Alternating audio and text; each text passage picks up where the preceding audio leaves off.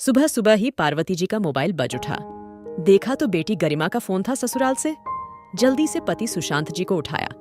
सुनिए, गरिमा का फिर से फोन आ रहा है। ये लड़की बहुत परेशान करके रखी है। कल जाने क्या बात हुई, कोई समाधान नहीं निकल पाया लगता है। चिंतातुर स्वर में पार्वती जी बोल पड़ी।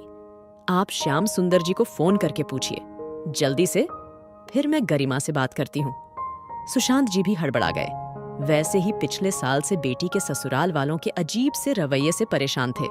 बेटी, अपनी ससुराल में खुश नहीं हो तो किस पिता को चैन आएगा? हेलो, हाँ श्याम सुंदर जी, कल आप गरिमा के ससुराल गए थे क्या? क्या बातचीत हुई? कोई सुधार का आश्वासन है? आपने फोन ही नहीं किया। कल देर रात तक मैं आपके फोन का इंतजार करता रहा। उधर से बताने वाले ने जो भी कहा उसे सुनकर सुशांत जी बहुत तनाव में आ गए थे। क्या हुआ जी, मुझे भी तो बताइए। पार्वती जी की व्याकुलता बढ़ती ही जा रही थी। दामाद जी की पहले से ही एक बीबी है। झूठ बोलकर हमारी बेटी ब्याह ली उन लोगों ने, और उल्टे अब हमारी बेटी से छुटकारा पाने के लिए उसे प्रताड़ित करते रहते हैं। बहुत हो गया गरिमा की माँ, मैं अब बेटी को वहां बिल्कुल नहीं रहने दूंगा।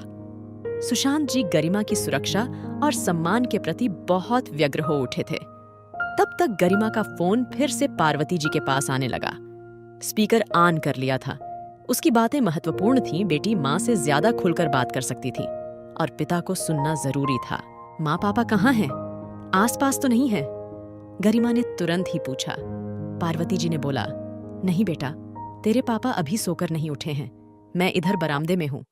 क्या बात है, तू परेशान है क्या? फिर गरिमा ने बोला, नहीं माँ, इसीलिए मैंने आपको फोन किया है। आप लोग विशेषकर पापा को बोलना, चिंता बिल्कुल नहीं करेंगे। यहाँ सब ठीक हो जाएगा। पापा ने इतने अरमान और धूमधाम से मेरी शादी की है। पूरी बिरादरी में ऐसी शान शौकत की शादी किसी की नहीं हुई। मैं यहाँ ठीक हूँ। आप लोगों की प्रतिष्ठा पर आंच नहीं आने दूंगी। बस माँ, अब रखती हूँ, आप पापा को समझा देना। नहीं बेटा, तू हम लोगों की चिंता बिल्कुल ना कर। मैंने तुझे खामोशी से अन्याय सहन करने के लिए नहीं पढ़ाया लिखाया है। तेरी कोई गलती नहीं है, और ना ही हम लोगों की। जिन्होंने गलती की है उन्हें डरना चाहिए, ताकि आइंदा से इस तरह झूठ और फरेब की आड़ में किसी बेटी की बलि ना चढ़े। सुशांत जी मोबाइल लेकर बोल पड़े, पापा मैं क्या करूं? इतना ही कहकर गरिमा रो पड़ी और फोन कट गया। ऐसे कैसे ले आएंगे मायके? उसे चारों तरफ बदनामी फैलेगी। अब वो पराया धन है, वहीं उसका घर है। बेटी, ससुराल जाती है तो फिर अर्थी पर ही आती है। पुराने लोग ठीक ही कह गए हैं, सारी बिरादरी में भद्द उड़ेगी। इससे शादी कौन करेगा? स्त्री को धरती माँ की तरह ही बहुत कुछ झेलना पड़ता है। कहते पार्वती की आंखें बिटिया को याद कर भर आईं और गला रूंध गया। सुशांत जी ने बोला, नहीं पार्वती, मैंने अपनी बेटी का नाम गरिमा ऐसे ही नहीं रखा है। मुझे ससुराल में भी उसकी गरिमा की चिंता है जो खतरे में है। झाड़ू मारो ऐसे रिवाजों पर जो बेटी को अर्थी पर ही लाने की बात कहते हैं। मैं तो बिना देरी किए बैंड बाजे के साथ लाऊंगा उसे। पराया धन नहीं है, वह मेरा अनमोल धन है। यह घर अभी भी उसका ही है। हमारी बेटी हम लोगों का ख्याल करके कुछ बता नहीं रही है, लेकिन उन झूठे लोगों ने उसका क्या हाल किया होगा, मुझे सब दिखाई पड़ रहा है। वे किसी भी नीच स्तर तक जा सकते हैं।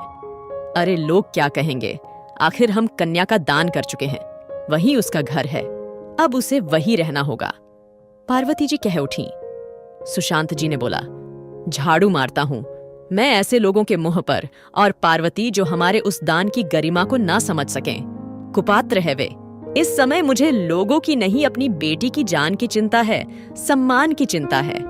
चलो, मैंने श्याम भाई और कई परिजनों से सलाह कर ली है। तैयारी कर लो। हम कल ही पूरी धूमधाम से अपनी बेटी को सम्मान से, पूरी शान से मायके लाएंगे, हमेशा के लिए। बैंड बाजे बज उठे। लड़के वालों की गलत नीयत की पोल खोलने का शंखनाद हो गया। जिस इज्जत और गरिमा से बेटी को ससुराल पहुंचाया था, उसी इज्जत और गरिमा से धूमधाम से अपने घर ले आने के लिए। बेटी की आंखों में पिता से मिलने वाली इस हिम्मत, इज्जत के लिए गर्व के अश्रु थे, और दिल में हर अन्याय से जूझने का अपार हौसला।